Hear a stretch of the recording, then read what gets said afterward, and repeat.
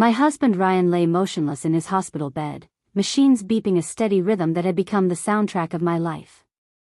3 weeks since the accident on Highway 26. 3 weeks of sitting beside him, holding his hand, praying he'd wake up. Then his phone started buzzing with messages that made my blood run cold, and suddenly I wasn't sure I wanted him to open his eyes ever again. The truth began with a simple notification, but what my daughter Natalie uncovered made me realize the man I'd loved for 18 years had been a stranger all along.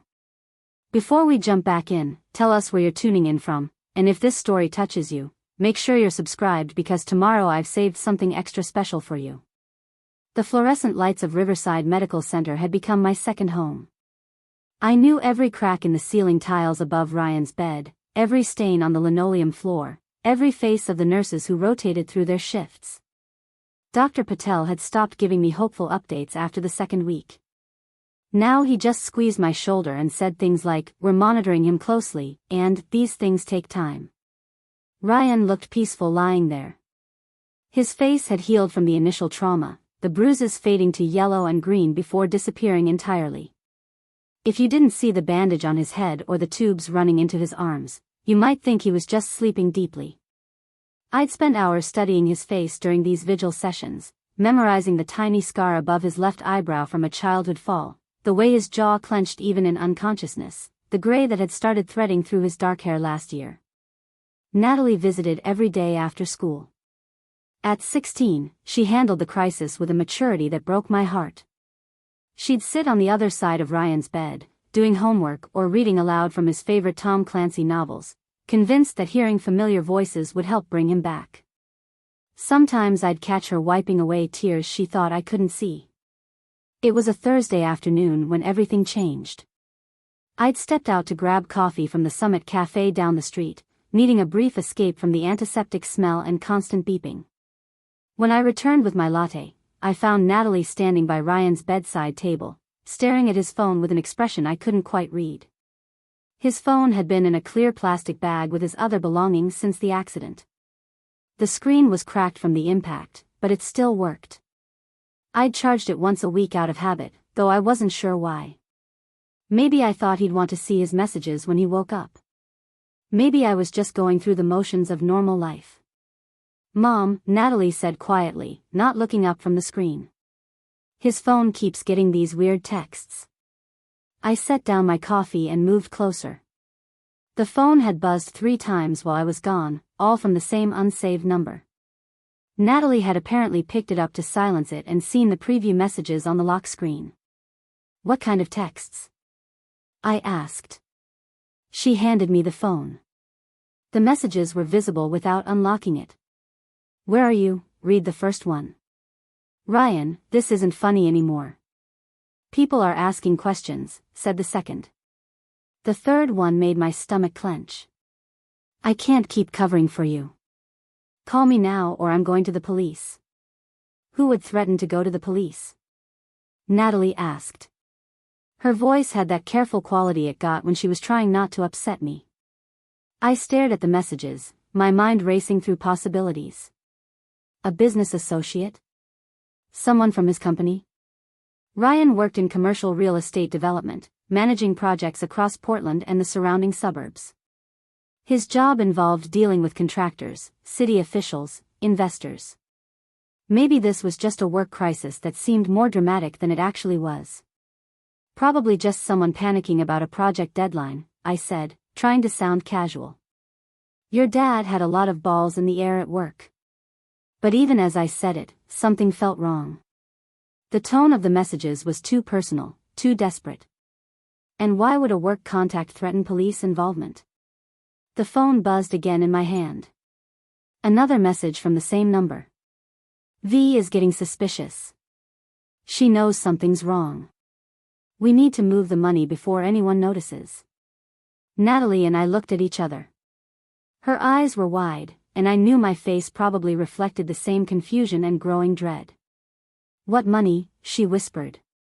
I had no answer. My hand started shaking, and I nearly dropped the phone. Natalie caught it and held it between us so we could both see when the next message came through moments later. "I have everything we discussed. The documents are ready. But if you don't wake up soon, I'm going to have to make decisions without you, and you know how messy that could get. The messages kept coming over the next hour. Each one more cryptic and concerning than the last. Someone named V kept being mentioned. References to accounts and transfers and keeping things quiet. At one point, the sender wrote, "I never signed up for this. You promised me it was risk-free. Now I'm the one holding the bag while you're sleeping off your mistakes." Sleeping off your mistakes. The phrase felt like a slap. Ryan hadn't been sleeping. He'd been in a coma after his SUV went off the road during a rainstorm. The police report said he'd been driving too fast for conditions, lost control on a curve near the Sylvan exit. Single vehicle accident. They'd tested him for alcohol and drugs at the hospital. Everything came back clean. Just a tragic accident on a wet road. Except now these messages suggested maybe it wasn't just an accident. Maybe someone had been chasing him. Maybe he'd been running from something. "Mom, should we tell someone?" Natalie asked. She'd moved to sit in the chair beside Ryan's bed, still holding his phone. "Tell them what?" "That your dad's been getting weird texts. From someone we don't even know?" "These don't sound like normal texts, though. They sound like Dad was involved in something illegal." The word hung in the air between us.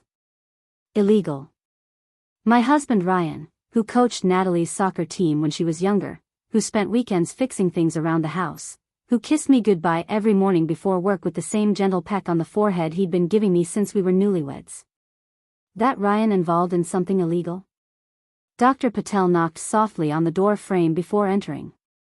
He did his usual check of Ryan's vitals, made notes on his tablet, and gave me the same neutral smile he always did. "No change. Stable condition. We'll keep monitoring." I barely heard him. My mind was stuck on those messages. After Dr. Patel left, Natalie stood up with sudden determination. "I'm going to figure out who's sending these." "Honey, I don't think that's a good idea." "Why not?" "Dad can't defend himself right now. What if he's in trouble? What if these people come after him here?" Her voice cracked slightly. "What if they come after us?"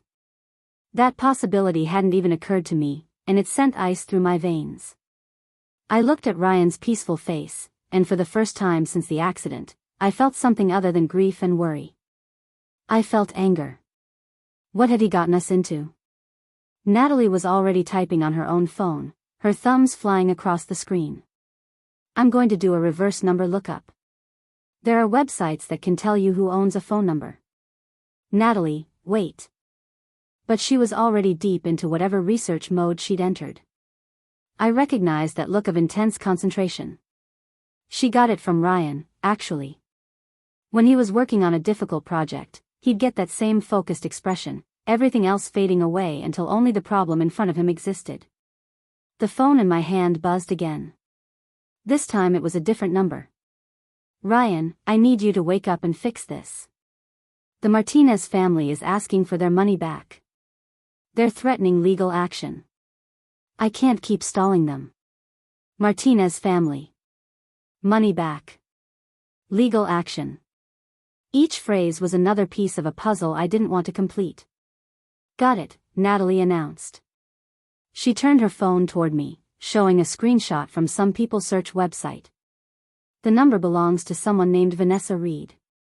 She lives in Tigard." Vanessa Reed. The name meant nothing to me.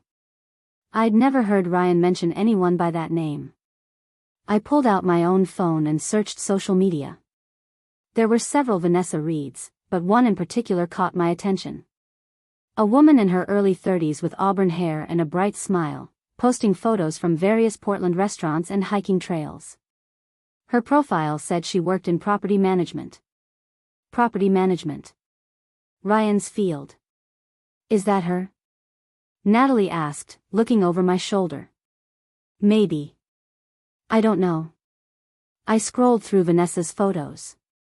There were pictures of her with friends at wine bars, at Trailblazers games, on vacation at the coast. Normal life. Nothing that screamed criminal conspiracy. But then I reached a photo from about 6 months ago that stopped me cold. It was taken at some kind of networking event. Vanessa stood in a group of people, all holding drinks and smiling at the camera. And there, partially visible on the edge of the frame, was a man who looked exactly like Ryan. Same build, same dark hair, same way of standing with his weight shifted slightly to one side. "Mom, is that Dad?" Natalie leaned in closer. I zoomed in on the image, my heart pounding. The man's face was turned away from the camera, making it impossible to be completely certain, but everything about him screamed Ryan. The watch on his wrist was the same Seiko I'd given him for our 15th anniversary. He was wearing a blue dress shirt I recognized from our closet at home. "I think so," I whispered. Natalie took my phone and studied the image. Why would Dad be at an event with this woman and never mention her? That was the question, wasn't it? Ryan told me about his work functions. He'd come home and complain about boring speeches or brag about making good connections. Preparing and narrating this story took us a lot of time, so if you are enjoying it, subscribe to our channel, it means a lot to us. Now back to the story.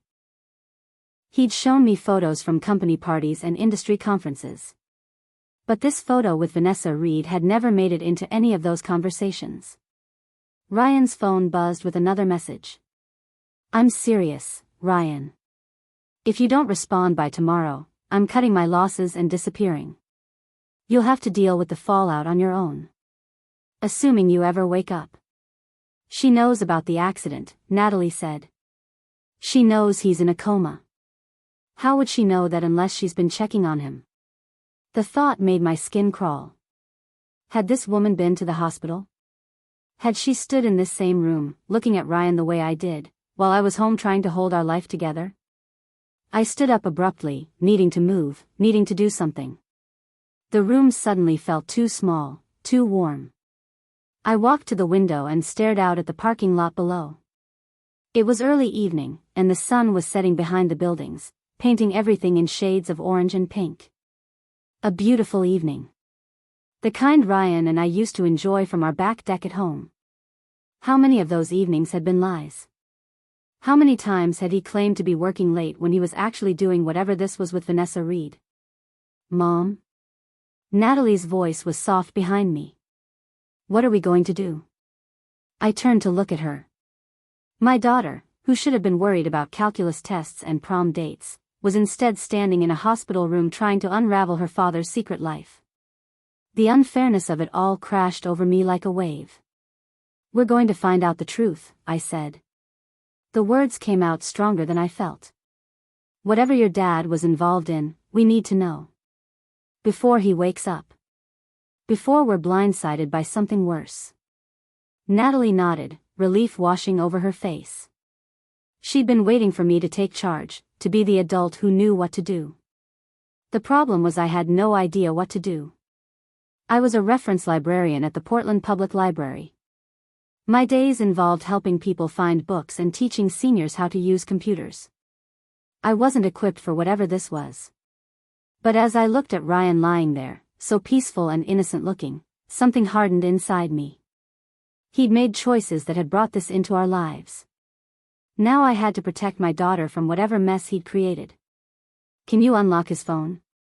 I asked Natalie. She bit her lip. "Probably. I know his passcode. He uses the same one for everything. Our anniversary plus my birth year." Of course he did. Ryan was sentimental that way. Or maybe he was just predictable. Maybe I'd never known him as well as I thought. Natalie typed in the 6-digit code, and the phone unlocked. We both stared at the home screen. Dozens of unread messages. Multiple missed calls. Several email notifications. It was like opening a door into a parallel universe where my husband had a completely different life. "Where do we even start?" Natalie asked. "The messages from Vanessa," I said. "Let's see the whole conversation." Natalie opened the messaging app and pulled up the thread. It went back months. Hundreds of messages. She scrolled to the beginning, and we started reading. The early messages were professional. Discussions about property listings and client meetings. Then they started getting friendlier. Jokes. Personal observations. Comments about their days. Around 3 months ago, the tone shifted again. The messages became more familiar, more intimate. "We need to be more careful," Vanessa had written. "Someone at the office asked me yesterday if we were working on a project together. I said no, but they seemed suspicious." Ryan's response: "Don't worry. Nobody's paying that close attention. Besides, by this time next year, we'll have enough to disappear completely if we want to." Disappear. The word echoed in my head. My husband had been planning to disappear. Natalie kept scrolling. More messages about being careful, about keeping things quiet, about moving money and timing things right. Then came messages about specific people. The Martinez family who'd been mentioned earlier. Someone named Claire Thompson. A couple referred to only as the Beaverton investors. "They're getting impatient," Vanessa had written 2 weeks before Ryan's accident. "Claire called me 3 times today. She knows something's wrong with the numbers. Ryan, stall her. Tell her there's been a delay with the permits. That'll buy us another month. And if she doesn't believe me? She will. People believe what they want to believe. They invested because they want to get rich quick. They're not going to question too hard as long as we keep them hopeful." I felt sick. This wasn't about an affair, though that would have been painful enough. This was about fraud. My husband had been running some kind of scheme, using his position in commercial real estate to steal from people. "Mom, look at this." Natalie had jumped ahead in the messages. She held up the phone to show me a text from just 2 days before the accident. "Vanessa, Claire Thompson filed a complaint with the state licensing board. She's asking for an investigation into the Beaverton project. We're running out of time. Ryan, I'll handle it. Meet me tomorrow night. Same place. We need to move up the timeline." The accident had happened the next night. Ryan had told me he was working late, that he had a meeting with a difficult client.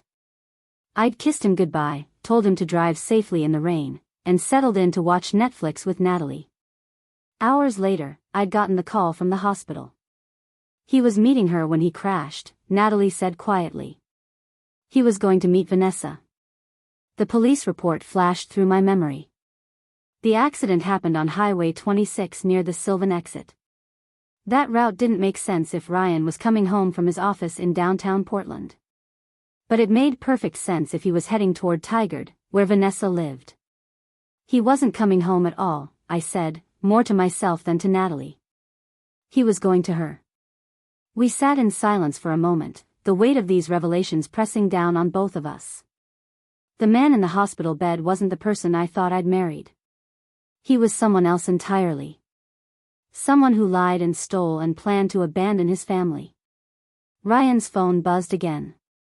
Another message from Vanessa. I just got served with papers. Claire Thompson is suing me personally for fraud. Where are the documents you promised me? The ones that were supposed to protect us both? I need them now. She's panicking, Natalie observed. She thinks Dad has something that can help her. Or something that proves they were in it together, I said. My mind was starting to work again, processing information instead of just reacting emotionally. If there are documents, they might prove what they did. We need to find them before she does. Why? Why would we want to find evidence against Dad? I looked at my daughter's confused face. Because other people got hurt. These families she keeps mentioning, they trusted your dad. They gave him their money. If he and Vanessa stole from them, those people deserve to get their money back. They deserve justice. But Dad's our family. And he put us in danger. The anger was back, hot and sharp. Everything we have could be taken away to pay back what he stole. Our house, our savings, everything. He risked all of that for whatever scheme he was running with her. Natalie absorbed this, her face pale. Finally, she nodded. Okay. So we find the documents. Where would he keep them? I don't know. Maybe his office? Or at home somewhere? We should check his email on here first, Natalie suggested, already navigating to the mail app.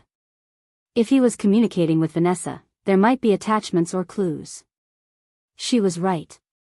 We spent the next hour going through Ryan's emails.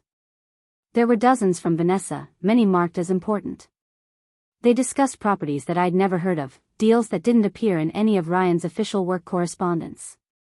There were spreadsheets showing money coming in from various investors and money going out to accounts I didn't recognize. One email in particular stood out. It was from 3 months ago, with the subject line, insurance policy. The body of the email was brief. Attached is everything we discussed. Keep this somewhere safe. If anything goes wrong, this protects both of us. But there was no attachment. Either it had been deleted, or it had never been included in the first place. What do you think she meant by insurance policy? Natalie asked. Probably evidence that shows they were both responsible. That way if one of them got caught, they couldn't blame everything on the other person. So where is it? That was the question. If Ryan had this mysterious insurance policy, these documents that supposedly protected both him and Vanessa, where would he hide them? Not at his office, where colleagues might stumble across them. Not at home, where I might find them while cleaning. Then I remembered something. About a year ago, Ryan had rented a storage unit. He'd said it was for old files from work, things he needed to keep for legal reasons but didn't want cluttering up his office. I'd thought it was a waste of money, but he'd insisted it was necessary. I think I know where the documents might be, I told Natalie. Your dad has a storage unit in Tigard. Near where Vanessa lives. Yeah. The coincidence seemed less and less like a coincidence the more I thought about it. We need to go there tomorrow. See what he's been keeping. Natalie looked at Ryan's still form in the hospital bed. What if he wakes up while we're gone? Part of me hoped he would. Part of me hoped he'd wake up and explain everything, tell me this was all a misunderstanding, that he wasn't the person these messages made him seem. But a larger part of me, the part that had been reading his texts and emails for the past 2 hours, knew better. Then he wakes up, I said. But we need to know what we're dealing with before that happens. We need to be prepared. The nurse came in to check on Ryan, and we stepped out into the hallway. The hospital was quieter at night, just the distant beep of machines and the soft footsteps of night shift staff. I leaned against the wall, suddenly exhausted. Are you okay, Mom? Natalie put her hand on my arm. No, I admitted. But I will be. We both will be. She hugged me, and I held her tight, grateful for this young woman who'd somehow become my partner in all of this.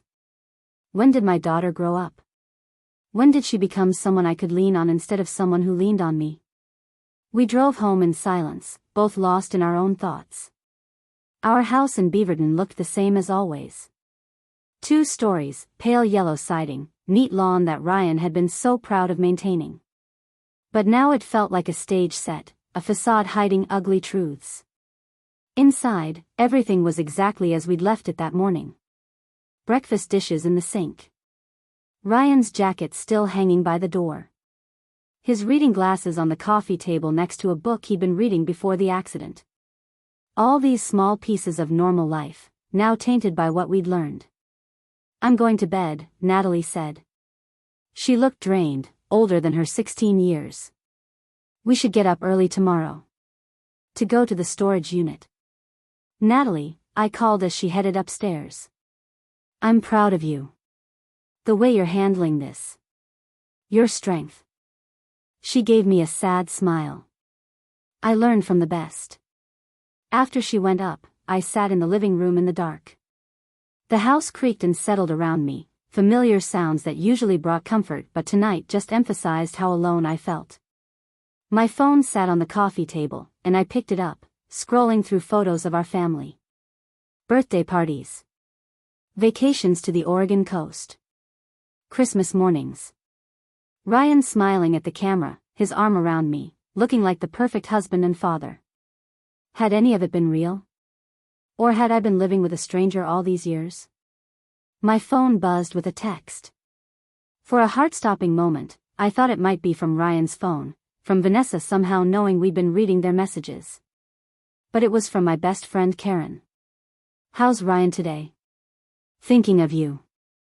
I stared at the message, not sure how to respond. How was Ryan? Physically unchanged. But everything else about him, about us, about our life together had shattered in the past few hours. "Same," I finally typed back. It wasn't a lie, exactly. Ryan was the same. It was my understanding of him that had changed. I went upstairs and stood in the doorway of our bedroom. The bed was made, Ryan's pillow still showing the indentation from the last time he'd slept there 3 weeks ago. His cologne sat on the dresser. His workout clothes hung over the chair in the corner, waiting for him to wear them. I couldn't sleep in that bed. Not tonight. Maybe not ever again. I grabbed a blanket and went back downstairs to the couch. Tomorrow we'd go to the storage unit. Tomorrow we'd find out the full extent of Ryan's betrayal. Tomorrow we'd start figuring out how to protect ourselves from whatever storm was coming. But tonight, I let myself grieve for the life I thought I had. For the husband I thought I knew. For the future I'd imagined that would never exist now.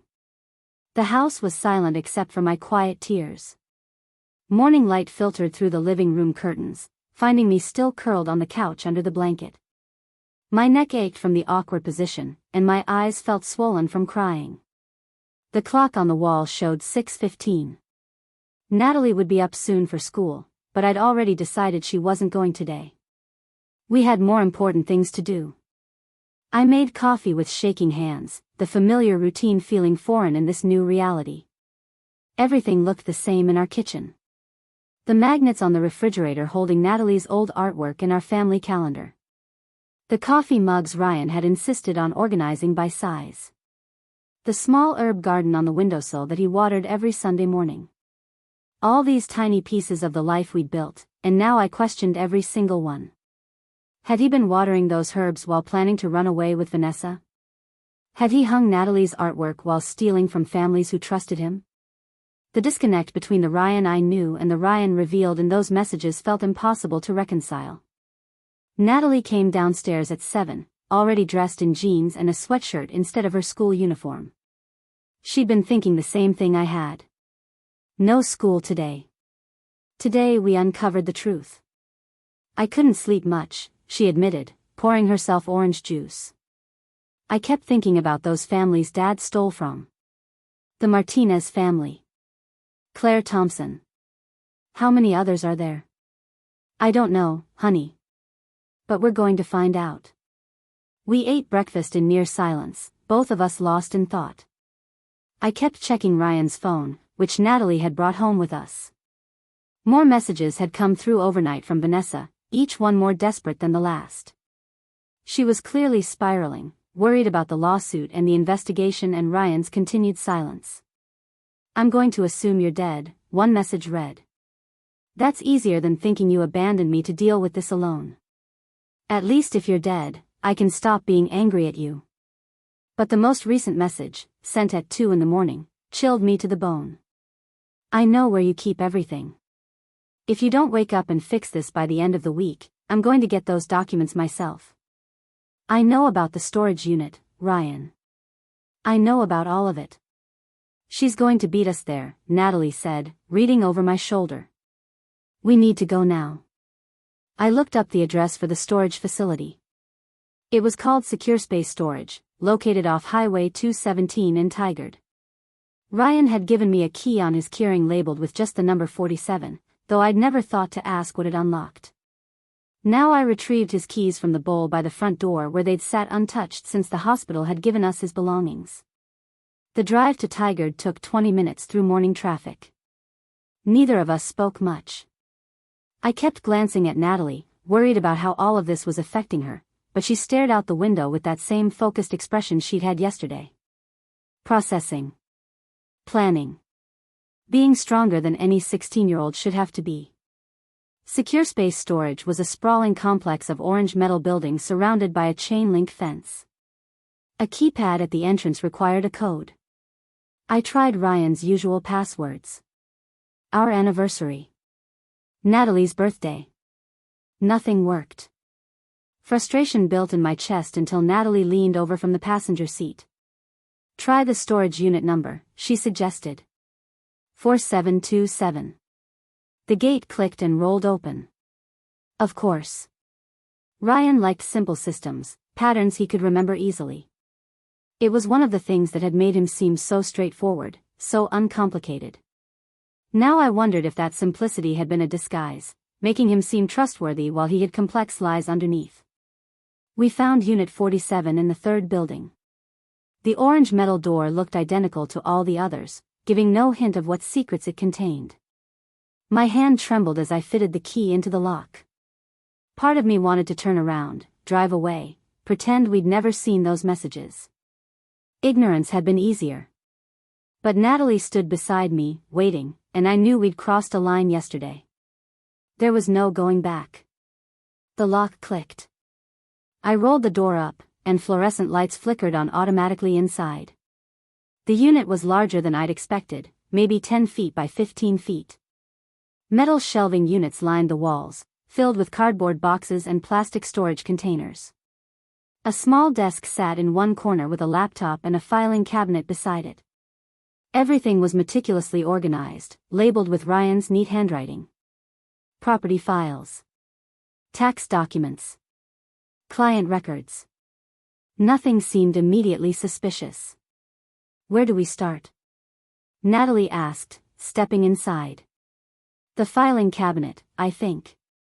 If there are documents Vanessa wants, they'd be in there. But the cabinet was locked. I tried several keys from Ryan's keyring before finding one that fit. The drawer slid open to reveal hanging folders, each one labeled with names and dates.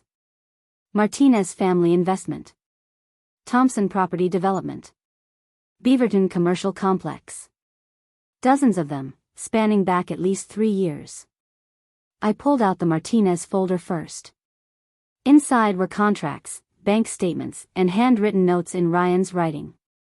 The Martinezes had invested $200,000 in what was described as a commercial property development in Hillsborough. According to the paperwork, they were promised a 30% return within 18 months. The investment was supposed to be low risk, backed by property value and prearranged tenants. But as I read through the documents, a darker picture emerged. The property in question didn't exist. The address listed was a vacant lot that had never been zoned for commercial development. The bank statements showed the Martinez money going into an account, but then being immediately transferred out in smaller amounts to various other accounts. Some of those transfers were labeled as operating expenses or development costs, but others had no explanation at all. Mom, look at this. Natalie had opened the Thompson folder. Claire Thompson invested $150,000. Same promise. 30% return. But look at the dates. Dad took her money 2 months after he took the Martinez money. I saw what she meant. Ryan hadn't been investing anyone's money. He'd been using new investments to pay returns to earlier investors. A Ponzi scheme. The oldest financial scam in the book, and my husband had been running one. How many are there? I asked, my voice barely above a whisper. Natalie started pulling folders. At least 20 families. Maybe more. She spread them across the desk, and we stared at the names. Real people. Real families who'd trusted Ryan with their savings, their retirements, their children's futures. The amounts varied. Some had invested $50,000, others over $300,000. I did quick mental math, my librarian's mind good with numbers even in crisis. Millions of dollars. Ryan had stolen millions. How did nobody catch this? Natalie asked. How did he keep this going for 3 years? He was paying out returns, I said, picking up another folder. See? The early investors got their promised returns. That kept them happy and kept them from asking questions.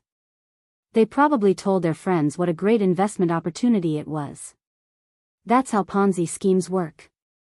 They use new money to pay old investors, and it keeps growing until there's not enough new money coming in to pay everyone. And that's what was happening. That's why Vanessa was panicking. I nodded. They'd run out of new investors. People like Claire Thompson were starting to ask for their money back, and there wasn't enough money left to pay them. The laptop on the desk was closed.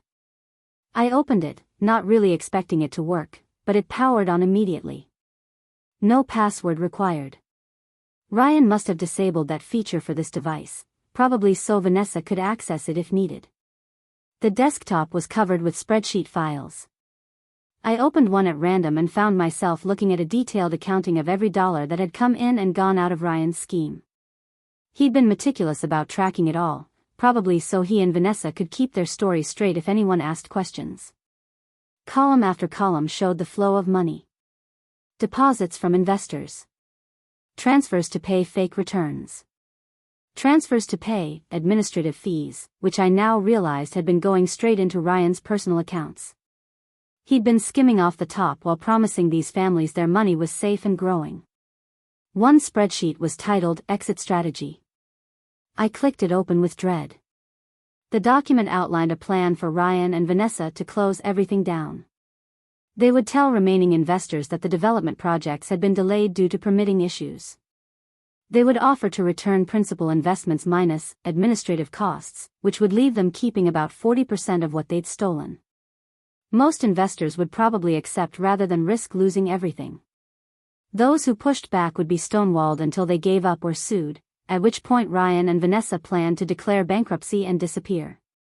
The timeline showed they'd planned to execute this exit strategy starting next month. But Claire Thompson's complaint had accelerated everything. Now they were scrambling, trying to move money and cover tracks before authorities started asking real questions. Dad was going to run, Natalie said quietly. She'd been reading over my shoulder. He was going to take whatever money he could and just disappear. With Vanessa, I added. The pieces were clicking together now. The increasingly intimate messages. The planning to disappear. Ryan hadn't just been stealing money. He'd been planning to abandon us completely, start a new life somewhere with his partner in crime. My phone rang, making us both jump. It was the hospital. My heart lurched into my throat as I answered. Mrs. Bennett? This is Nurse Stevens. I wanted to let you know that Ryan had some increased brain activity overnight. Dr. Patel thinks he might be starting to wake up. The words should have filled me with relief, with joy. Instead, I felt cold dread. When? How long? Could be hours, could be days. But his response to stimuli has improved significantly. We thought you'd want to know. I thanked her and hung up, staring at the phone in my hand. Ryan was waking up. Soon he'd open his eyes, and I'd have to look at him knowing everything I knew now. Soon he'd ask what happened, and I'd have to decide how much to tell him about what we'd discovered. We need to take everything, Natalie said decisively. All these files, the laptop, everything. Before Vanessa gets here. She was right.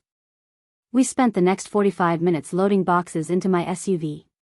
File folders, the laptop, external hard drives, even handwritten notebooks we found in the desk drawers. Anything that might contain evidence of what Ryan and Vanessa had done. As we loaded the last box, a silver sedan pulled up 3 units down. A woman got out, and even from a distance, I recognized her from the social media photos. Auburn hair pulled back in a ponytail. Athletic build. Vanessa Reed. She froze when she saw us, her eyes going wide. For a long moment, we just stared at each other across the storage facility driveway. Then she started walking toward us, her stride purposeful despite the fear I could see on her face. Laura Bennett, she called out. You're Ryan's wife. I stepped between her and the storage unit, blocking her view of what we'd been doing. And you're Vanessa Reed. Ryan's business partner. The term business partner felt like acid in my mouth, but I kept my voice level. Natalie moved closer to my side, and I could feel her tension. Vanessa stopped a few feet away. Up close, she was younger than I'd thought. Maybe early 30s, with the kind of polished professional appearance that came from careful maintenance. She looked tired though, dark circles under her eyes suggesting she'd slept as poorly as I had. "I've been trying to reach Ryan," she said. "Is he okay?" "The hospital wouldn't give me any information because I'm not family." "He's in a coma." "You knew that already from stalking his phone." She had the grace to look guilty. "I needed to know what was happening. We have business that needs handling." "Business?" I let the word hang there. "Is that what you call fraud?" Vanessa's face went pale. "I don't know what you're talking about." "Don't lie to me. I've read your messages. I've seen the files in there." I gestured toward the storage unit. "I know what you and Ryan were doing. The fake investments. The stolen money. All of it." For a moment, I thought she might try to keep lying. Then something in her seemed to break.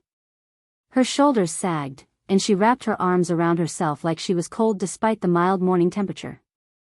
"It wasn't supposed to be like this," she said quietly. "It started as legitimate investments. Real properties. Real returns. But then the market shifted, and we lost money on a deal, and Ryan said we could just use new investor money to cover the losses until we recouped. It was supposed to be temporary. But it never stopped," Natalie said, speaking for the first time. Her voice was hard, older than her years. "It just got bigger and bigger until you couldn't stop even if you wanted to." Vanessa looked at my daughter, seeming to really see her for the first time. "You're his daughter." "Unfortunately." The single word held such contempt that Vanessa actually flinched. "Good. She should feel terrible. They both should. Those families trusted him," I said. "Some of them trusted you too. The Martinezes. Claire Thompson. How many others? 20? 30? How many people did you steal from?" I didn't want to keep going, Vanessa said, but her voice lacked conviction. "Ryan kept saying we just needed a few more investors to get back to even. Just a little more time. He was so convincing. He made it all seem manageable." "So this is all Ryan's fault?" I heard the anger in my voice and didn't try to hide it. "You're just an innocent victim he manipulated?" "No. I knew what we were doing was wrong. I knew people would get hurt." Tears started running down her face. But I was in too deep. If I'd stopped, if I'd gone to the authorities, I'd lose everything. My career. My freedom. Ryan said we could fix it if we just stuck to the plan. "The exit strategy," Natalie said. "We found it on the laptop. You were going to bankrupt the remaining investors and run away together." Vanessa wiped at her tears. "That was Ryan's idea. I never wanted to run. I just wanted to stop losing sleep, stop waiting for everything to collapse." "Well, congratulations," I said bitterly. "Everything's collapsed. Claire Thompson is suing you. There's an investigation. And Ryan's in a coma, so you get to face all of this alone." She looked at me with something like desperation. "That's why I need the files. The insurance policy Ryan mentioned. He said we had documents that would protect us both, that would show this was a business failure, not fraud." "Where are they?" "You mean evidence that would let you both get away with stealing millions of dollars?" I shook my head. "Even if I knew where they were, why would I give them to you?" "Because Ryan's your husband. Because if this goes to trial, he'll go to prison for years. Your daughter will have a father in jail. Don't you want to protect your family?" The audacity of it stunned me speechless for a moment. This woman, who'd helped my husband steal and cheat and plan to abandon us, was now asking me to help her cover it all up for the sake of family. "My family," I said slowly, "is standing right here." I put my arm around Natalie. The man in that hospital bed stopped being family the moment he decided to destroy innocent people's lives for money. I'm not protecting him. I'm protecting everyone he hurt. Vanessa's expression shifted from desperate to calculating. You took the files, didn't you? That's what you were loading into your car. None of your business. Those belong to Ryan. To our company. You have no right to take them. I have every right. I'm his wife. And those files are evidence of crimes. They belong with the authorities, not hidden in a storage unit where you can destroy them. She took a step forward, and I tensed, ready to defend Natalie if needed. But Vanessa just looked defeated now, the fight draining out of her. Claire Thompson's lawsuit is just the beginning, she said. Once this becomes public, every investor is going to sue. The state licensing board is investigating. The FBI might get involved. This is going to destroy everyone it touches. Including you and your daughter. We'll survive, I said, though I had no idea if that was true. Those families will get their money back. That's what matters. There is no money to get back, Vanessa said flatly. It's gone. Ryan spent it on investments that failed. I spent it trying to keep up the facade. There might be 200,000 left, maybe less. That's not enough to pay back millions. The words hit like a physical blow. I'd been assuming the money was somewhere, hidden in accounts that could be recovered. But if Vanessa was telling the truth, those families had lost everything. The Martinezes. Claire Thompson. All the others whose names I'd seen in those files. Their savings, their retirement, their children's futures, all gone. Then you both deserve whatever happens to you, I said. And I hope those families find some kind of justice, even if they can't get their money back. Vanessa stared at me for a long moment, then turned and walked back to her car without another word. We watched her drive away, her silver sedan disappearing around the corner of the storage building. Do you think she'll try to stop us? Natalie asked. Try to get the files back? I don't know. But we need to get these to someone who can use them. I pulled out my phone and searched for the FBI field office in Portland. If this was as big as Vanessa suggested, local police wouldn't be enough. We needed federal investigators. Before I could make the call, Ryan's phone buzzed in Natalie's pocket. She pulled it out and checked the screen, her face going pale. Mom, it's the hospital again. My hands shook as I took my own phone and saw the missed call notification. I'd been so focused on confronting Vanessa that I'd missed it. There was a voicemail. I played it on speaker so Natalie could hear. Mrs. Bennett, this is Dr. Patel. Ryan has regained consciousness. He's awake and asking for you. Please come to the hospital as soon as possible. The message ended, leaving us standing in the storage facility parking lot with a car full of evidence and the knowledge that the man who'd betrayed us all was finally awake. What do we do? Natalie asked quietly. I looked at the boxes in my SUV, then at my daughter's frightened face, then at my phone with the hospital's number still on the screen. Ryan was awake. He'd want to know what happened. He'd expect me to be relieved, grateful that he'd survived. But I wasn't relieved. I wasn't grateful. I was angry and hurt and terrified of what came next. First, we take these files somewhere safe, I decided. Then we go to the hospital. Together. And we let him explain himself before we tell him what we know. Why would we give him that chance? Because I need to see his face when he lies to me, I said. I need to look him in the eye and know for certain that the man I married is really gone. Then I'll know what to do next. We drove to Karen's house. My best friend wasn't home, but I had a key from the times I'd watered her plants when she traveled. I left the boxes in her garage with a note explaining that if anything happened to me, she should give everything to the FBI. It felt dramatic, probably overly cautious, but Vanessa's desperation had unsettled me. If there was even a small chance she'd try something drastic to protect herself, I wanted that evidence safe. The drive to Riverside Medical Center felt endless. Traffic crawled through downtown Portland, giving me too much time to think. What would I say to Ryan? How would I act? Should I pretend nothing was wrong, or confront him immediately? You don't have to see him if you don't want to, I told Natalie as we pulled into the hospital parking garage. You can wait in the cafeteria or the lobby.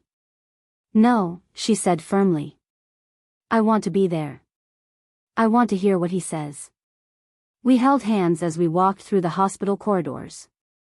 Nurses smiled at us, probably thinking we were a family rushing to celebrate a miracle recovery. They had no idea we were walking toward a reckoning. Dr. Patel met us outside Ryan's room, looking pleased. This is wonderful news. His cognitive functions appear intact.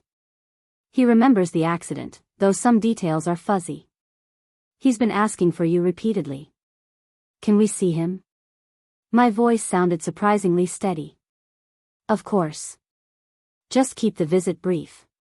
He's still very weak. The door to Ryan's room was partially open. Through the gap, I could see him propped up in bed, his eyes open for the first time in 3 weeks. He looked thin, pale, vulnerable. For just a second, my heart ached with the memory of loving him, of all the years we'd spent together. Then I remembered the files in Karen's garage, the families he'd destroyed, the life he'd planned to abandon, and that ache hardened into something cold and unyielding. I pushed the door open wider, and Ryan's eyes found mine. He smiled, that familiar warm smile that had once made me feel safe and loved. Laura, he said, his voice rough from disuse. Thank God. I was so worried you weren't here. I stepped into the room with Natalie beside me. Ryan's eyes shifted to our daughter, and his smile widened. Natalie. My girl. Come here. But neither of us moved closer to his bed. We stood near the door, and I saw confusion flicker across his face. What's wrong? He asked. Is everything okay? Such a simple question. Such a loaded answer. I took a breath, meeting his eyes with all the strength I could gather, and said the words that would change everything. No, Ryan. Nothing is okay. And I think you know exactly why. The confusion on Ryan's face deepened into something like fear. He tried to sit up straighter in the hospital bed, wincing at the movement. The monitors beside him beeped steadily, tracking his elevated heart rate. Laura, what are you talking about? I just woke up from a coma. Can we maybe not do this right now? His voice carried that familiar edge of irritation he got when I pushed him on uncomfortable topics. How many times had I backed down from that tone, letting things drop to keep the peace? Not anymore. Your phone has been very active while you've been unconscious, I said, keeping my voice level despite the rage building in my chest. Vanessa Reed has been quite worried about you. The color drained from Ryan's already pale face. His eyes darted between me and Natalie, and I watched him calculate his response. Deny everything? Claim Vanessa was just a colleague? Pretend the messages meant something innocent? I don't know what you think you saw, he started, but I cut him off. I saw everything, Ryan. Every text message. Every email. The files in your storage unit in Tigard. The spreadsheets showing exactly how much money you stole from how many families. My voice rose despite my efforts to stay calm. I know about the Ponzi scheme. I know about your plan to run away with Vanessa. I know all of it. Ryan's hand moved toward the call button for the nurse, but Natalie stepped forward and moved it out of his reach. The gesture was small but significant. My daughter, protecting us from her own father. Put that back, Ryan said sharply. Natalie, listen to me. Your mother is upset and confused. I can explain everything, but not like this. Not with you both attacking me when I just woke up. We're not attacking you, Natalie said, her voice cold. We're asking you to tell the truth. For once. He looked at her like she'd slapped him. What has she been telling you? Natalie, I'm your father. Whatever your mother thinks she knows, it's not the whole story. Then tell us the whole story, I demanded. Explain the Martinez family. Explain Claire Thompson. Explain why you took millions of dollars from people who trusted you and funneled it into fake investments. Ryan's jaw clenched. I could see him weighing his options, trying to figure out which version of events would work best. The calculating look in his eyes made me feel sick. This was who he really was. Not the charming husband, not the devoted father. This person who lied as easily as breathing. "You went through my private files," he finally said. "You had no right to do that." The audacity of it stunned me. I had no right? You're lying in a hospital bed because you were on your way to meet your partner in crime. You drained our accounts. You put our home at risk. You were planning to abandon your family and run away with stolen money, and you're concerned about your privacy? "Keep your voice down," Ryan hissed, glancing toward the door. "Do you want the whole hospital to hear you?" "I don't care who hears me. In fact, maybe I should call Dr. Patel back in here. Maybe I should call the police right now and let them hear everything." Fear flashed across his face, genuine and stark. Good. He should be afraid. "Laura, please. Just let me explain. Yes, I made some bad business decisions. Yes, I got involved in things I shouldn't have. But it's not what you think. I was trying to fix it. I was trying to make everyone whole before anyone got hurt." "By running away?" Natalie's voice was sharp. "We found your exit strategy, Dad. The whole plan to declare bankruptcy and disappear. That doesn't sound like fixing anything." Ryan's eyes went to his daughter, and something in his expression crumbled. "You shouldn't be hearing any of this. You're just a kid." "Laura, why would you involve our daughter in this?" "I didn't involve her," I said. "She was with me when your phone started buzzing with messages from Vanessa. She helped me figure out what you'd done. She's been more of an adult about this than you've been in years." He closed his eyes, and for a moment I thought he might actually cry. When he opened them again, they were harder, resigned. He'd made some kind of decision. "Okay. Fine. You want the truth?" "Yes, I was running a Ponzi scheme. Yes, I took money from investors that I couldn't pay back. And yes, I was planning to leave before it all collapsed." "Is that what you wanted to hear?" The casual admission hit harder than I'd expected. Part of me had still been hoping for some explanation that would make sense, some way this could all be a misunderstanding. But he'd just confirmed every terrible thing I'd discovered. "How could you?" The words came out as barely more than a whisper. "Those families trusted you, Ryan. The Martinezes gave you their retirement savings. Claire Thompson invested her late husband's life insurance. How could you take that and just throw it away?" "I didn't throw it away," he said defensively. "I invested it. Some investments worked out, others didn't. That's how business works, Laura. You take risks." "No, that's not how it works. You lied to them. You told them their money was safe when you knew it wasn't.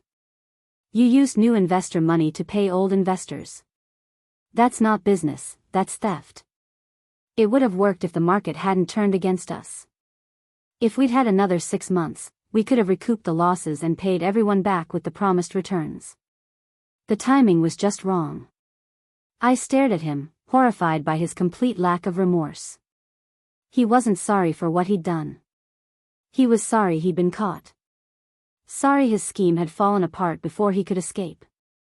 "Do you hear yourself?" I asked. "You're making excuses. You're acting like you're the victim here."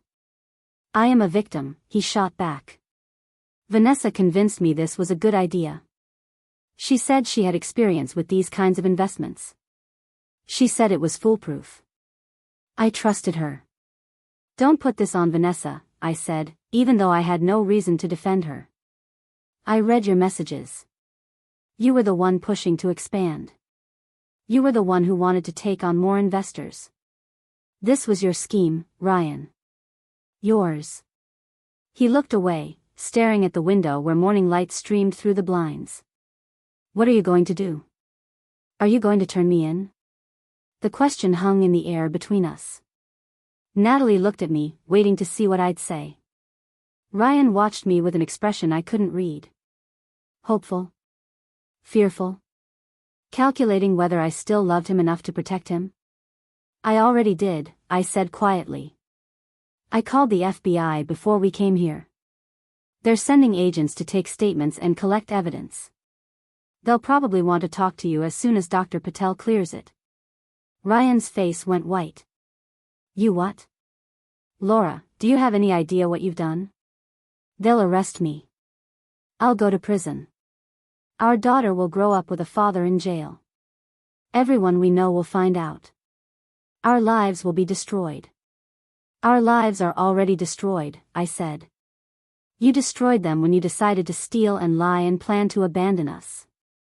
I'm just trying to make sure those families get some kind of justice. There's no money left to give them, Ryan said desperately. Even if I wanted to pay them back, I can't. It's gone. All you're doing is guaranteeing I go to prison for years while accomplishing nothing. It's not about the money anymore. It's about accountability. It's about making sure you face consequences for what you did. Consequences. He laughed bitterly. You want me to face consequences? Fine. I'll lose my license. I'll lose my career. I'll probably lose you and Natalie. Isn't that enough? Do I really need to go to prison too? Yes, Natalie said firmly. Both Ryan and I looked at her in surprise. She stood straight and tall, her jaw set with determination. You need to go to prison. Because what you did was wrong, and people who do wrong things should be punished. That's what you always taught me. Ryan's face crumpled. Natalie, please.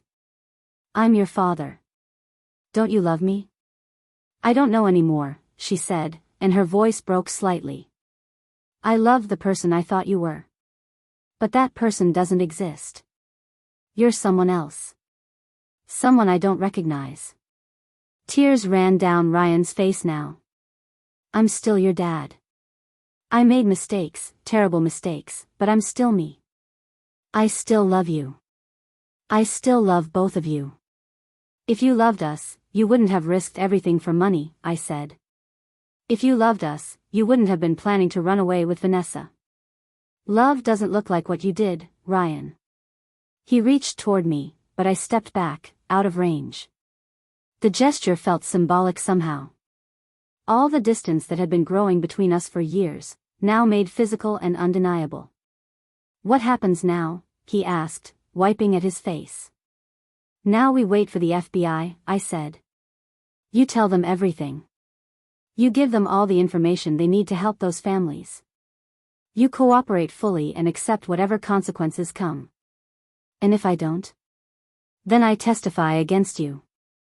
I give them every file, every document, every piece of evidence I found. I make sure they know exactly what you did and how you did it. Your only chance at any kind of leniency is full cooperation.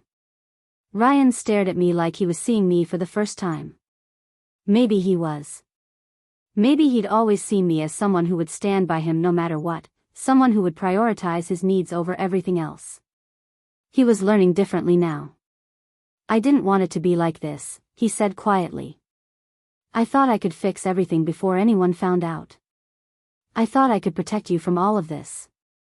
You can't protect us from consequences of your own actions, Ryan. That's not how it works. A knock on the door interrupted us. Dr. Patel poked his head in, looking concerned. Is everything all right? I heard raised voices. Everything's fine, I said, though nothing was fine. We're just having a difficult conversation. Perhaps it would be better to let Ryan rest, Dr. Patel suggested gently. He's only just woken up. His body has been through significant trauma. We're almost done, I assured him. After he left, I turned back to Ryan. I'm taking Natalie home. We'll come back later to talk more. Use this time to think about what you're going to tell the FBI. Laura, wait. Ryan's voice stopped me at the door. I know I can't fix this. I know I've destroyed everything we had. But please, for Natalie's sake, don't abandon me completely. She needs her father. I looked at my daughter, standing tall and strong beside me, and felt pride swell in my chest despite everything. She has the parent she needs, I said. Whether she has you depends entirely on the choices you make from here forward. We left him sitting in that hospital bed, alone with his thoughts and his guilt and his fear. Natalie held my hand as we walked through the corridors, past nurses and visitors and other families dealing with their own crises. None of them knew that we'd just left behind a criminal, a fraud, a man who'd betrayed everyone who trusted him.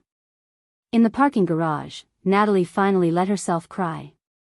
I held her while she sobbed against my shoulder, all the fear and pain and anger pouring out at once. I hate him, she said between sobs. I hate what he did. I hate that he's my father. I hate that I still love him even though I shouldn't. It's okay to feel all of that, I told her. Love and hate aren't opposites.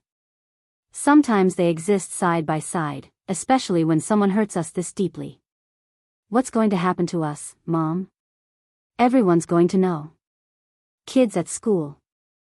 Your coworkers. Everyone in Beaverton. They'll all know my dad is a criminal. The fear in her voice broke my heart. She was right. This would touch every part of our lives. There would be no hiding from it, no escaping the judgment and the whispers and the stares. Then we hold our heads high, I said firmly. We didn't do anything wrong. Your father's choices are his, not ours. Anyone who judges us for his actions isn't worth our time. That's easy to say. Harder to believe. I know, baby. I know. We drove home in silence, both exhausted from the confrontation. The house felt empty when we walked in, like Ryan's absence had been a ghost haunting every room and now that ghost had been exorcised. I wasn't sure if that made things better or worse. I made tea while Natalie sat at the kitchen table, staring at nothing. She looked so young in that moment, despite how mature she'd been through all of this. 16 was too young to lose faith in your father. Too young to understand adult betrayal and financial crime and federal investigations. Agent Caldwell from the FBI is supposed to call me this afternoon, I said, setting a mug in front of her. They'll want to interview both of us about what we found. What do we tell them? Everything. The truth. All of it. My phone rang before Natalie could respond. Unknown number. I answered cautiously. Mrs. Bennett? This is Agent Jennifer Caldwell with the FBI. I'm calling regarding your report about Ryan Bennett and potential investment fraud. Do you have time to speak now? I put the phone on speaker so Natalie could hear. Yes, I have time. Good. I've reviewed the preliminary information you provided, and we're going to need to conduct formal interviews with both you and your daughter. We'd also like to examine the documents you mentioned. Can you bring those to our field office this afternoon? Yes, they're stored at a friend's house. I can have them to you by 3. Perfect. Mrs. Bennett, I want you to understand that this is now an active federal investigation. That means you cannot discuss details with anyone except your attorney and law enforcement. You also cannot destroy or alter any evidence. Is that clear? Yes. Has Ryan regained consciousness yet? Yes, this morning. We just came from the hospital. Did you discuss the investigation with him? I hesitated, wondering if I'd made a mistake. Yes. I told him I'd called the FBI. I told him he needed to cooperate and tell you everything. There was a pause on the other end of the line. In the future, please let us handle communications with subjects of investigation. But I understand this is a unique situation given your relationship. What was his response? He admitted everything. The Ponzi scheme, the fake investments, all of it. He tried to justify it at first, but he eventually admitted to what he'd done. And did he indicate whether he'd be willing to cooperate with our investigation? I think so. He's scared. He knows he's going to prison. That's between him and his attorney. Our priority is recovering as much information as possible to help the victims. Speaking of which, do you have a list of investors? Names and amounts? Yes, it's all in the files. Ryan kept meticulous records. Everything is documented. That will be extremely helpful. Mrs. Bennett, I know this is difficult, but you're doing the right thing. These families deserve justice. After we hung up, Natalie and I sat in silence for a moment. The reality of what we'd set in motion was sinking in. There would be interviews and investigations and eventually trials. Our lives would be torn apart and examined by strangers. Every detail of Ryan's crimes would become public record. Mom? Natalie's voice was small. Are you sure we did the right thing? I thought about the Martinez family, their retirement savings gone. Claire Thompson, her husband's life insurance stolen. All those other families whose names I'd seen in Ryan's files. People who'd trusted him, who'd believed his promises, who were now facing financial ruin because of his greed. Yes, I said firmly. We did the right thing. My phone buzzed with a text from Karen. Just got home and found your note. What's going on? Call me ASAP. I called her, and she answered on the first ring. Laura, what the hell? Why is my garage full of boxes that apparently need to go to the FBI? It's a long story. Can I come over? I need to talk to someone, and I need to collect those boxes for Agent Caldwell anyway. Of course. Come now. I'll make coffee. Karen lived 10 minutes away in a neighborhood similar to ours. She'd been my best friend since Natalie was a baby, and I'd been putting off telling her what was happening. Part of me had hoped to keep it private, to handle everything quietly. But that hope was gone now. She met us at the door with worried eyes and pulled me into a tight hug before I could say anything. Whatever it is, we'll figure it out. Inside her kitchen, over coffee and the cookies she'd baked yesterday, I told her everything. The accident, the messages, the storage unit, the confrontation with Vanessa and then with Ryan. Karen listened without interrupting, her expression shifting from shock to anger to heartbreak. I can't believe Ryan did this, she said when I finished. I mean, I believe you. Obviously I believe you. But I can't wrap my head around it. He seems so normal. So devoted to you and Natalie. That's what I thought too. Apparently we were both wrong. What can I do? How can I help? The question brought tears to my eyes. I'd been so focused on handling everything, on being strong for Natalie, that I hadn't let myself think about what I needed. But hearing Karen offer support broke something open inside me. I don't know, I admitted. I don't know what happens next. I don't know how to protect Natalie from this. I don't know how we're going to survive when everyone finds out. Karen reached across the table and took my hand. You'll survive because you're strong. Because you have people who love you. Because you did the right thing even though it was hard. And you're not going through this alone. I'm here. I'll always be here. Natalie, who'd been quiet throughout my retelling, spoke up. What about the families Dad stole from? What happens to them? The FBI will do their best to recover funds, Karen said gently.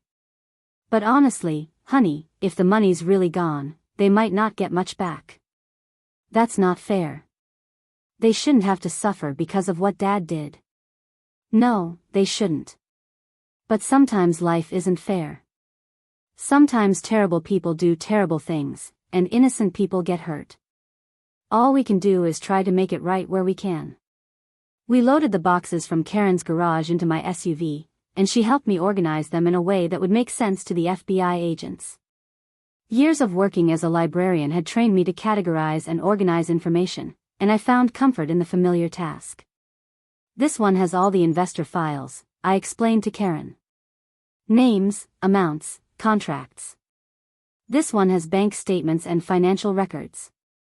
This one has the laptop with all Ryan's spreadsheets and the exit strategy plan. You've done good work here, Karen said.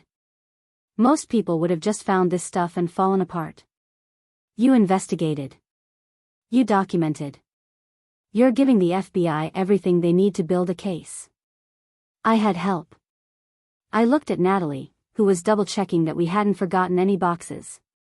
She's been incredible through all of this. She learned from the best, Karen said, echoing Natalie's words from earlier. You're both going to get through this. It won't be easy, but you will. At the FBI field office downtown, Agent Caldwell met us in the lobby. She was younger than I'd expected, maybe 40, with short dark hair and sharp, intelligent eyes.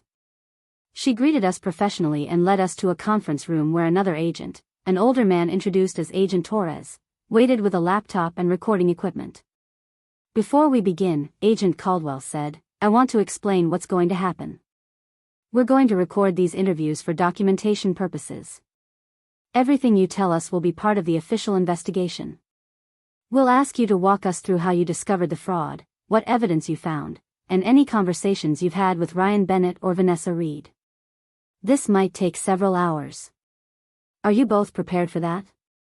Natalie and I nodded. We'd come this far. We'd finish it.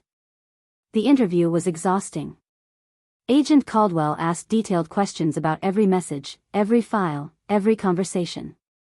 She wanted to know exact times, exact words, exact sequences of events. Agent Torres took notes on his laptop, occasionally asking for clarification on technical details. When I described finding the exit strategy document, Agent Caldwell's expression hardened. This shows clear intent to defraud.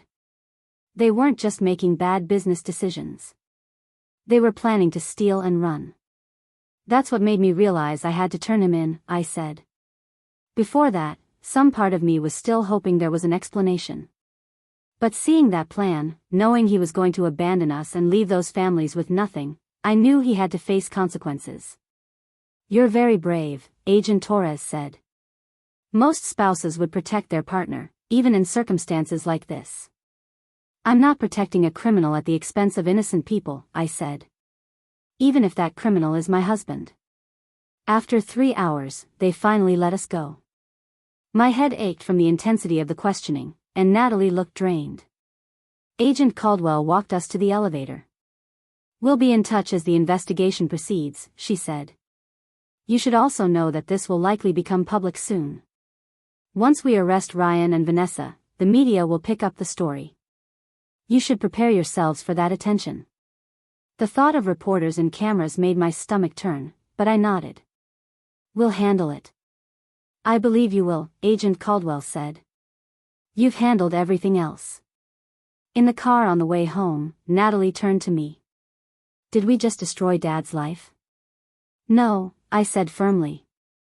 He destroyed his own life with his choices. We just made sure those choices had consequences.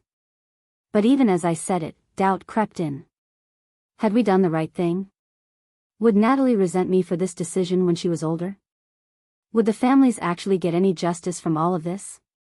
I pushed those thoughts away. Second-guessing now wouldn't change anything.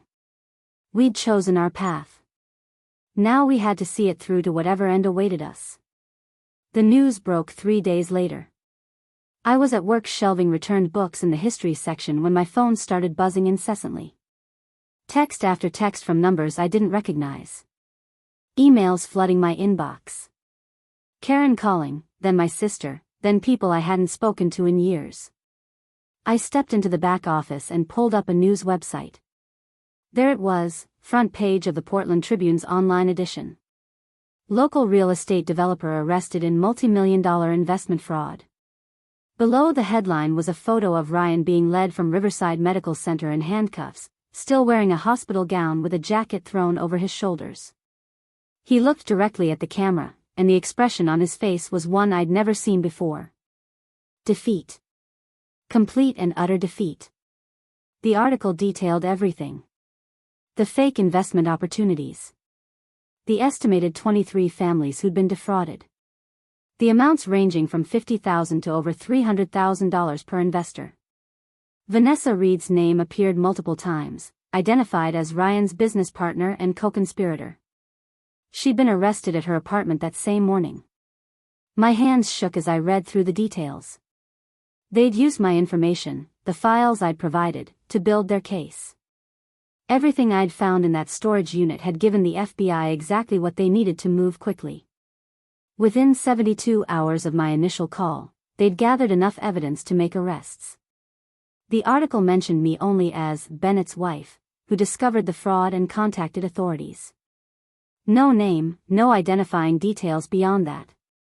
But anyone who knew Ryan would know who his wife was. Anyone in Beaverton would be able to figure it out within hours. My supervisor, Margaret, knocked softly on the office door. "Laura? Are you okay? I just saw the news." I looked up at her, this woman who'd been my boss for 8 years, who'd become something like a friend. "Did everyone see it?" "The staff knows. Word spreads fast in a library." She sat down across from me, her expression kind but worried. "Do you want to go home? Take some time? I can't hide forever. Might as well face it now. Nobody's asking you to hide. But this is a lot to process. If you need space, take it. Your job will be here when you're ready." The kindness in her voice made tears prick at my eyes. "Thank you. But I'd rather stay busy. Being home alone just gives me too much time to think." Margaret nodded understanding. "Then stay. But if you change your mind, the door's open." I made it through the rest of my shift, though I felt the stares from coworkers and patrons. Some people offered sympathetic smiles. Others quickly looked away when I caught them watching. One older woman I'd helped many times with her e-reader came up to me while I was at the reference desk. "I just wanted to say," she began hesitantly, "that what you did took real courage. My sister lost everything to a scam like this years ago. I wish someone had stopped that man before he destroyed so many lives like your husband did to those families." "Thank you," I managed, though the words felt inadequate. She patted my hand. "Keep your head up, dear. You did nothing wrong." But not everyone was supportive. When I left the library that evening, someone had keyed my car. Long scratches down both sides, deliberate and vicious. No note, no explanation needed. Someone blamed me for turning Ryan in. I called the police and filed a report, though the officer who responded didn't seem optimistic about finding who did it. "Happens sometimes in cases like this," he said, not unkindly. "People take sides. Get emotional. You might want to consider parking somewhere more secure for a while." Natalie was already home when I got there, sitting at the kitchen table with her laptop open. She looked up when I walked in, her eyes red from crying. "Kids at school saw the news," she said without preamble. By third period, everyone knew. People kept staring at me in the hallways. Some of them whispered when I walked past. "Jessica Morgan, you know her from soccer?" She came up to me at lunch and said her family invested with Dad. They lost $120,000. I sat down heavily across from her. "Oh honey, I'm so sorry." She wasn't mean about it. She just told me, really quietly, and then walked away. But knowing that Dad stole from people I know, from families I've had dinner with, it makes it so much more real. "Did anyone give you trouble? Was anyone cruel?" Natalie hesitated. "Tyler Chin cornered me after gym class. He said his parents are friends with Dad's old boss, and that everyone knows you're the one who turned Dad in. He called you a traitor. Said you should have stood by your husband no matter what." Rage flared hot in my chest.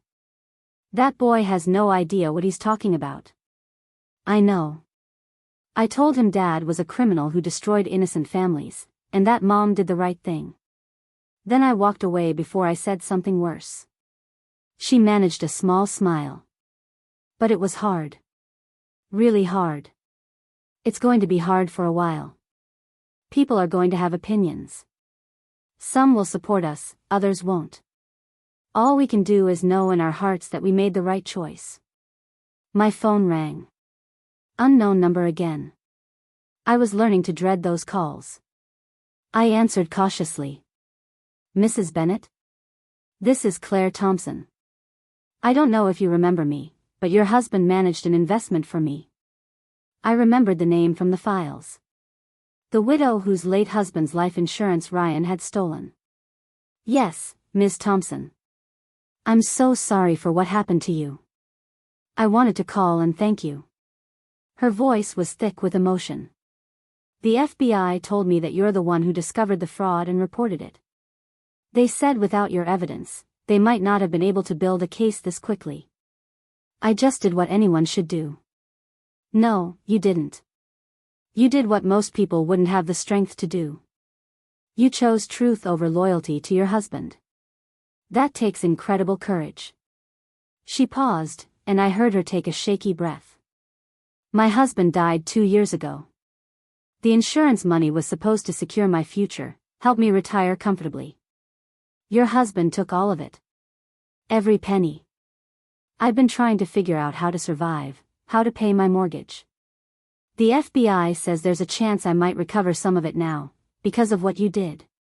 Tears rolled down my cheeks. I hope you get every dollar back. You deserve that and more.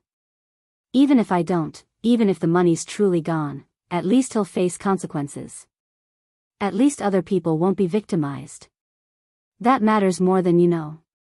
After we hung up, I sat staring at my phone. Natalie watched me from across the table. Was that one of Dad's victims? She asked quietly. Yes. She wanted to thank us. How can she thank us? Dad destroyed her life. Because we stopped him from destroying more lives. Because we chose doing the right thing over protecting someone who didn't deserve protection. Over the next week, more victims reached out. Some through the FBI. Some found my email through the library website. A few even showed up at my workplace, wanting to speak to me in person. Each conversation was difficult, hearing how Ryan's fraud had impacted real people in devastating ways. The Martinez family had invested their entire retirement savings, everything they'd spent 30 years building. Now Mr. Martinez was working at 68 years old, taking a job at a hardware store because they couldn't afford to retire. His wife had started cleaning houses. Their daughter had to drop out of college because they could no longer help with tuition. A young couple named David and Lisa Chen had invested the down payment they'd saved for their first house. They'd been weeks away from making an offer when Ryan convinced them to put the money into his development scheme instead, promising returns that would let them buy an even better house. Now they were back to living in a cramped apartment, their dream of homeownership indefinitely postponed. An elderly man named Robert Walsh had invested his late wife's estate, hoping to leave something substantial to his grandchildren. He called me crying, saying he'd failed his wife's memory by trusting the wrong person. Each story carved out another piece of my heart. These weren't abstract victims. They were real people whose lives Ryan had casually destroyed for his own gain. And Vanessa had helped him do it, participating in the deception for her share of the profits. Agent Caldwell called on Friday afternoon. We've completed our preliminary investigation. We've identified 26 families total who were defrauded. The total amount stolen is approximately $3.7 million. The number staggered me. $3.7 million. I'd known it was bad, but hearing the actual figure made it feel even more monstrous. How much can be recovered? I asked. We've located approximately $400,000 in various accounts. Some of it was Ryan's personal funds, some was Vanessa's. We're still tracing additional assets. The house you live in is in both your names, correct? My stomach dropped. Yes. We bought it together 15 years ago. I'm afraid that's going to be complicated. The court may determine that marital assets acquired during the time of the fraud are subject to seizure for victim restitution. You should speak with an attorney about protecting your interests. You're saying we might lose our house. I'm saying it's a possibility you need to prepare for. I'm sorry, Mrs. Bennett. I know this isn't what you wanted to hear. After she hung up, I sat in my car in the library parking lot and let myself fall apart. Great heaving sobs that came from somewhere deep inside, releasing all the fear and pain and anger I'd been holding in. I'd done the right thing. I knew I'd done the right thing. But why did doing the right thing have to cost us everything? That evening, I sat Natalie down and explained the situation. We might have to sell the house. Or the court might take it to help pay back the family's dad stole from. To my surprise, Natalie didn't seem shocked or upset. She just nodded slowly. Where would we go? I don't know yet. Maybe an apartment. Something smaller, more affordable. We'd figure it out. Would we stay in Beaverton? Or move somewhere else? The question hung between us. Staying meant facing constant reminders of Ryan's crimes. Moving meant starting over, leaving behind everything familiar. What do you want? I asked. Natalie thought for a long moment. I want to stay. I know it'll be hard. I know people will judge us. But running away feels like admitting we did something wrong. We didn't. Dad did. I don't want to let his choices force us out of our home. Pride swelled in my chest. When had my daughter become so wise? Then we stay, I decided. We fight to keep as much as we can. We hold our heads high. We show everyone that we're not defined by what Ryan did. The preliminary hearing was scheduled for 2 weeks later. Agent Caldwell called to let me know I'd likely be called to testify. The prosecution wants to establish how the fraud was discovered and documented. Your testimony will be crucial. The thought of sitting in a courtroom, talking about Ryan's crimes while he sat there listening, made me feel ill. But I'd come this far. I couldn't back out now. Karen offered to watch Natalie during the hearing, but my daughter insisted on coming. I want to be there, she said firmly. I want to see him face what he did. The courthouse was downtown, an imposing building of gray stone that seemed designed to intimidate. Reporters clustered around the entrance, cameras ready. When they spotted me arriving with Natalie, several rushed toward us. Mrs. Bennett, how do you feel about your husband's arrest? Did you have any suspicions before the accident? What message do you have for the victims? I kept my head down and pushed through, Agent Caldwell appearing at my elbow to guide us past the crowd. Inside, the courthouse was quieter but no less intimidating. High ceilings, marble floors, the weight of justice hanging in the air. The courtroom was smaller than I'd expected. Rows of wooden benches, a judge's bench at the front, tables for the prosecution and defense. Ryan sat at the defense table wearing an orange jumpsuit, his hands cuffed in front of him. He looked thinner than he had in the hospital, his face gaunt and gray. When he saw me walk in with Natalie, something flickered across his face. Pain? Regret? Anger? I couldn't tell and found I didn't care. He'd made his choices. Now he lived with them. Vanessa sat at the same table, her auburn hair pulled back severely, her face pale without makeup. She didn't look at us, keeping her eyes fixed on the table in front of her. The judge entered, and everyone stood. Judge Patricia Reeves was a woman in her 60s with steel gray hair and sharp eyes that seemed to miss nothing. She reviewed the charges with clinical efficiency. Wire fraud. Investment fraud. Money laundering. Conspiracy. The list went on and on. Ryan's attorney, a slick-looking man in an expensive suit, argued for reduced bail. Your Honor, my client has deep ties to the community. He's not a flight risk. He has a family here. The prosecutor, a woman named Sarah Kim, stood to respond. Your Honor, Mr. Bennett was discovered with detailed plans to flee the jurisdiction with stolen funds.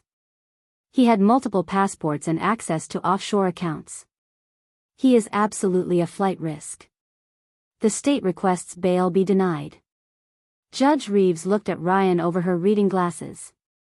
Mr. Bennett, you were planning to leave the country? Ryan stood slowly. Your Honor, those plans were made during a period of extreme stress. I wasn't thinking clearly. I have no intention of fleeing now. I want to cooperate fully with the investigation and make restitution to the victims. The time for cooperation was before you stole millions of dollars from hard-working families, Judge Reeves said coldly. Bail is denied. You will remain in custody pending trial. Ryan's shoulders sagged. His attorney whispered something to him, but he just shook his head. Vanessa's hearing was next. Her attorney, an older woman with kind eyes that seemed at odds with her client's crimes, made similar arguments about community ties and cooperation. But Judge Reeves was equally unmoved. "Ms. Reed, you had every opportunity to report this fraud. Instead, you participated actively for years. You helped deceive these families and steal their life savings." Bail denied.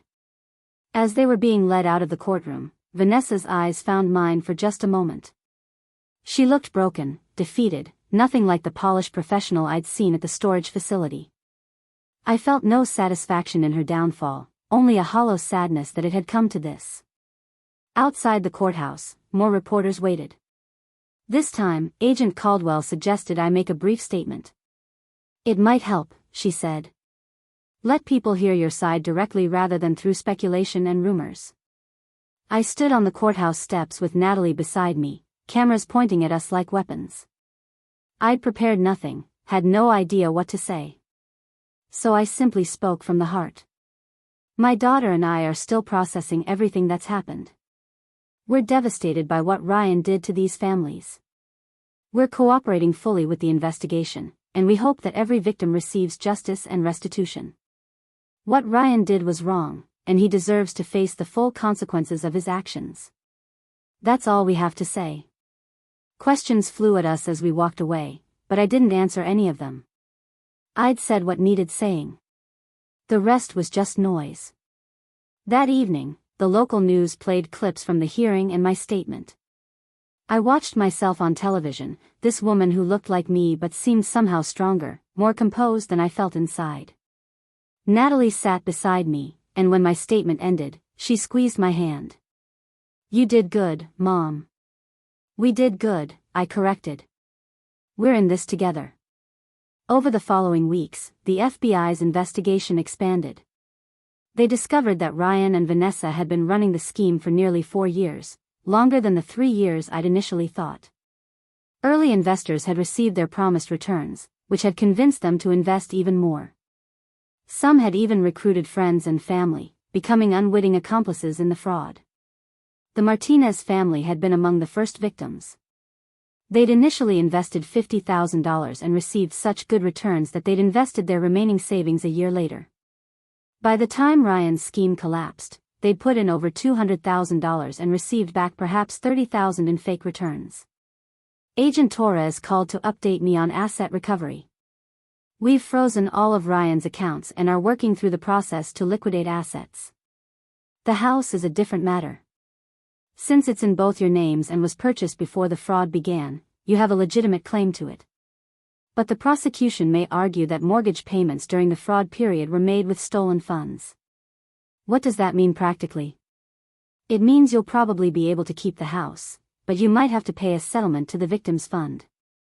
Basically buying out the equity that was built using fraudulent money." I did quick math in my head. Our house was worth about $500,000. We owed maybe $200,000 on the mortgage. If I had to pay out the equity built over the last 4 years, that could be $100,000 or more. Money I didn't have. "I can't afford that," I said flatly. "Then you may need to sell the house and use the proceeds to settle." "I'm sorry, Mrs. Bennett. I know this isn't fair to you." Nothing about this was fair. Not to me, not to Natalie, and especially not to the families Ryan had victimized. But fair had stopped mattering the moment Ryan made his first fraudulent transaction. I called a real estate attorney that Karen recommended. Her name was Patricia Morse, and she specialized in cases involving financial fraud and asset forfeiture. "Your situation is complicated," she said after reviewing everything I'd told her. "You're technically a victim too, since you had no knowledge of the fraud. But you're also the spouse, which creates legal complications. The best scenario is that you're allowed to sell the house yourself and keep enough from the proceeds to secure new housing. Worst case, the court forces a sale and you walk away with nothing. What do I do?" "We fight to protect your interests while acknowledging the victim's legitimate claims. We show that you acted in good faith, that you reported the crime as soon as you discovered it, and that you've cooperated fully throughout. That should carry weight with the judge." Should. Not would. Should.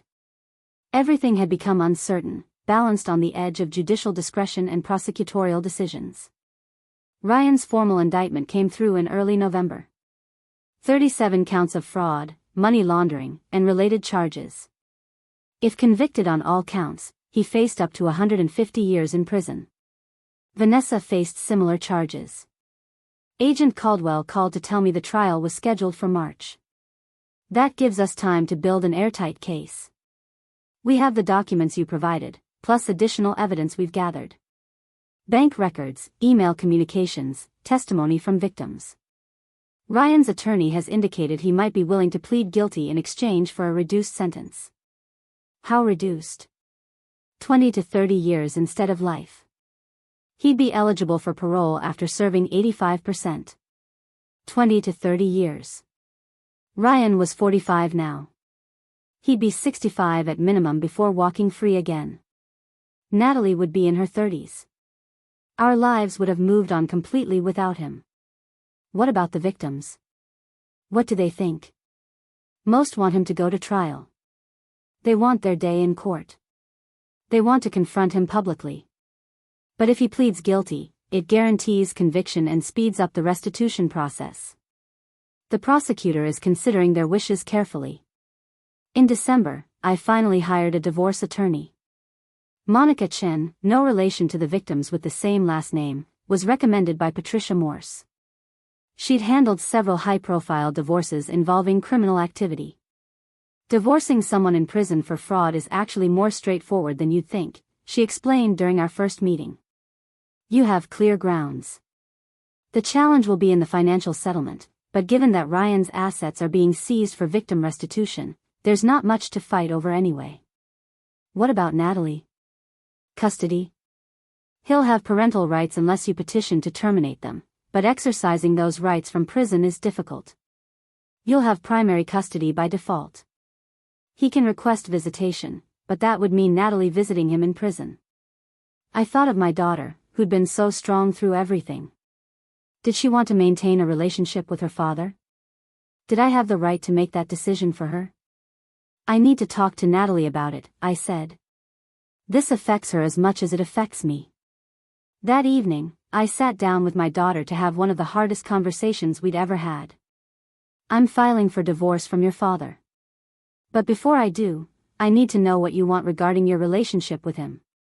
Natalie was quiet for a long time, staring at her hands folded in her lap. When she finally spoke, her voice was steady but sad. I don't want to visit him in prison.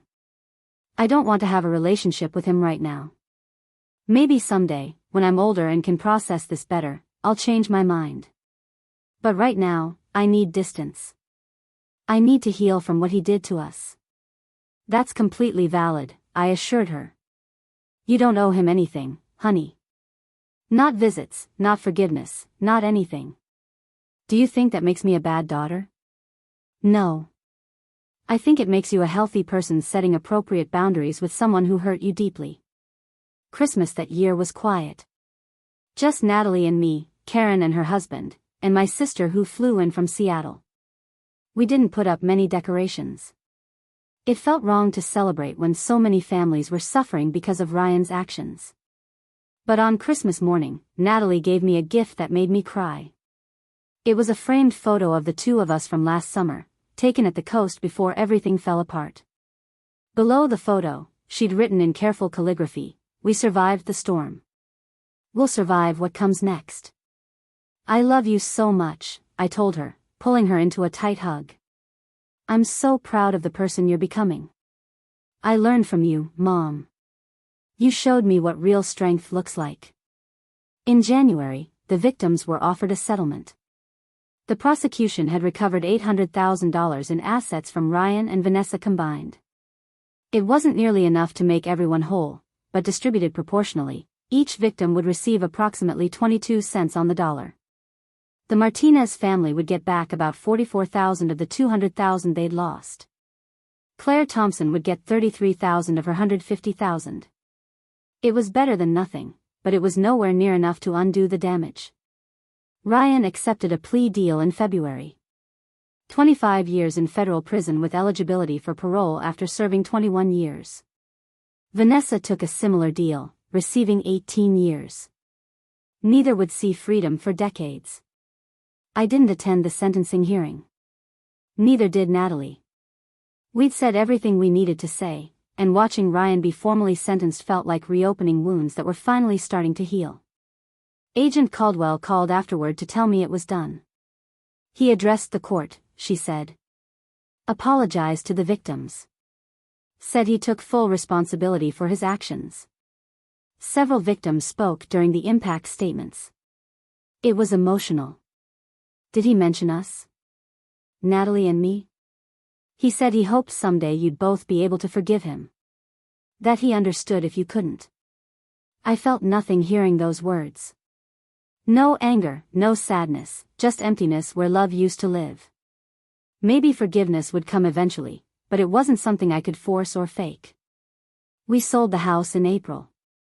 The court allowed me to keep enough from the proceeds to secure a small apartment and pay off my car. The rest went into the victims' restitution fund. Walking out of that house for the last time hurt more than I expected. So many memories lived in those walls, both real and false. I'd raised Natalie there, celebrated birthdays and holidays, built what I thought was a solid life. But the new apartment felt like a fresh start. 2 bedrooms, a small balcony with a view of the park, close enough to Natalie's school that she could walk. We painted the walls together, picked out furniture from thrift stores, made it ours. It's cozy, Natalie declared on our first night there, eating pizza on the floor because our dining table hadn't been delivered yet. I like it. Me too, I agreed. And surprisingly, I meant it. In May, something unexpected happened. Claire Thompson contacted me asking if we could meet for coffee. I was nervous walking into the Summit Cafe, not sure what to expect. Would she be angry that the restitution wasn't enough? Would she blame me for not catching Ryan sooner?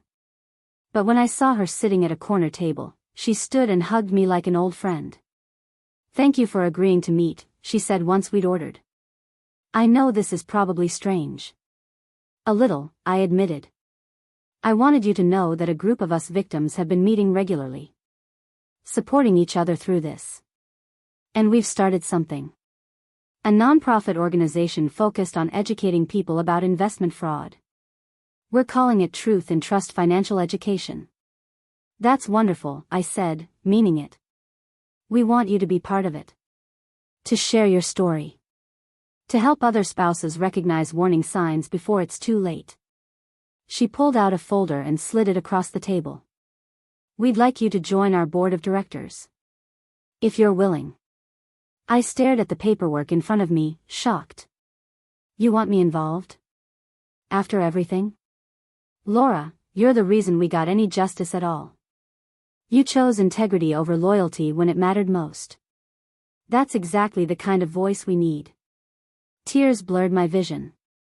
I'd spent months feeling like I'd destroyed my family, questioning whether I'd made the right choice. Hearing Claire say I'd done something meaningful eased a weight I'd been carrying. I'd be honored, I said. Working with Truth and Trust gave me purpose beyond just surviving each day. We created educational materials, held community workshops, shared resources for victims of financial fraud. Natalie helped design our website, using skills she developed during her own investigation of Ryan's crimes. You know what's weird, she said one evening while we worked on the site together. What Dad did was terrible. It hurt so many people. But if it hadn't happened, I never would have discovered I'm good at this kind of work. Digital forensics, investigating financial crimes. I think I want to study that in college. You'd be amazing at it, I told her. You already are. My daughter had taken her pain and transformed it into purpose. She'd found strength in the worst situation imaginable. I couldn't be prouder. The divorce was finalized in June. I was officially no longer married to Ryan Bennett. The relief I felt surprised me. I hadn't realized how much I'd been holding onto until I finally let go. Summer brought unexpected peace. Natalie and I fell into new routines in our apartment. Weekend trips to the farmer's market. Movie nights with Karen. Working on Truth and Trust projects together. Our lives were simpler, smaller, but somehow fuller than before. In August, the Martinez family invited us to dinner. I was nervous accepting, afraid they might harbor resentment despite their earlier gratitude. But Mrs. Martinez greeted us warmly at the door. "We wanted you to meet our family properly," she explained. "Not as victims and whistleblower, but as people who survived something difficult together." Over homemade tamales, we shared stories. Not about Ryan or the fraud, but about our lives, our hopes, our dreams for the future. Mr. Martinez talked about actually enjoying his hardware store job, the satisfaction of helping people fix things. Their daughter spoke about community college and her new appreciation for education she could afford herself. "We lost money," Mrs. Martinez said as we cleared dishes. "But we didn't lose everything. We still have each other. We still have our health. We're rebuilding, just like you are." Driving home that night, Natalie turned to me. "Do you think we're going to be okay, Mom? Long term?" I thought about everything we'd been through. The betrayal and the heartbreak. The investigation and the public scrutiny. Losing our house and starting over. But I also thought about the strength we'd discovered, the community we'd built, the purpose we'd found. "Yes," I said with certainty. "We're going to be more than okay. We're going to thrive." And we did. Not because what happened to us wasn't devastating. Not because the wounds healed quickly or completely.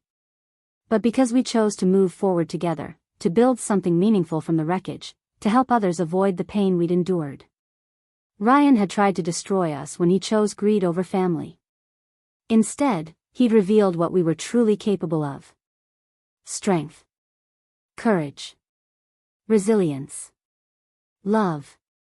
The man in that prison cell had lost everything that mattered. But Natalie and I had gained something far more valuable than anything he'd stolen. We'd gained ourselves, and each other, and the knowledge that we could survive anything as long as we stood together. That was worth more than all the money in the world. Up next, you've got 2 more standout stories right on your screen. If this one hit the mark, you won't want to pass these up. Just click and check them out.